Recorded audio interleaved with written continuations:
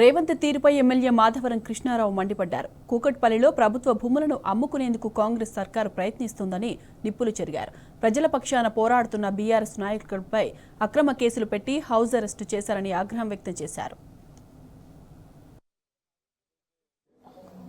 KPHB కాలనీలో ఉన్నటువంటి ల్యాండ్లను సుమారుగా 74 ప్లాట్లను 10 గజాలు, 20 గజాలు, 30 గజాలు, 50 గజాలు, 90 గజాలు, 99 గజాలు ఈ రకంగా చిన్న చిన్న ప్లాట్లు ఎక్కడైతే కేపీహెచ్బీ కాలనీలో గతంలో ప్రజలకు చెందవలసినటువంటి ల్యాండ్లన్నీ కూడా ఈ కాంగ్రెస్ ప్రభుత్వం వచ్చిన తర్వాత పెద్దెత్తుగా ఇలా ప్రజలను మోసం చేసే ప్రయత్నం చేస్తూ ఉన్నారు.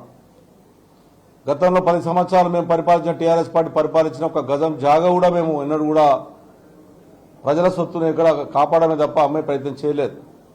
ప్రజలకు అంకితం చేసే ప్రయత్నం చేశాం.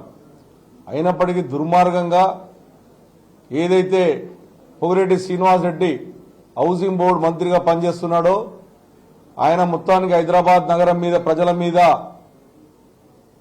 ఎక్కడైతే ల్యాండ్స్ ఉన్నాయో అమ్మి ప్రజలను మోసం చేసే ప్రయత్నం చేస్తా ఉండడం మంత్రి అని చెప్పి నేను తెలియజేస్తా ఉన్నాను. ఏదైతే గవర్నమెంట్ జీవో ఇచ్చిందో 06 ప్రకారం పక్కకున్నటువంటి ప్లాట్కే వాళ్ళకే అమ్మాలి, అది కూడా మార్కెట్ వాల్యూకి అమ్మాలన్నటువంటి ఆలోచన జీవో ఉంది.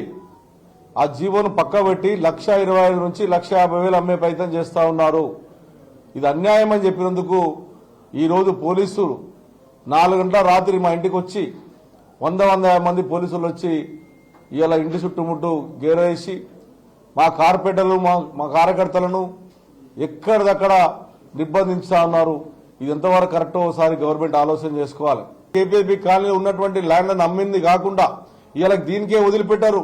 రేపు school land, park land, good land ఇవన్నీ అమ్మే ప్రయత్నం చేస్తా ఉన్నారు హౌసింగ్ బోర్డు అధికారులు. అదేవిధంగా ఉన్నటువంటి కాంగ్రెస్ పార్టీ ప్రభుత్వం చేసింది 14 నెలలు చేసింది ఏం లేదు కానీ హైదరాబాద్ నగరంలో ఉన్నటువంటి ప్రతి గజం జాగా కూడా గవర్నమెంట్ కాకుండా ప్రజలకు చెందే ల్యాండ్ అన్ని కూడా అమ్మే ప్రయత్నం చేస్తా ఉన్నారు.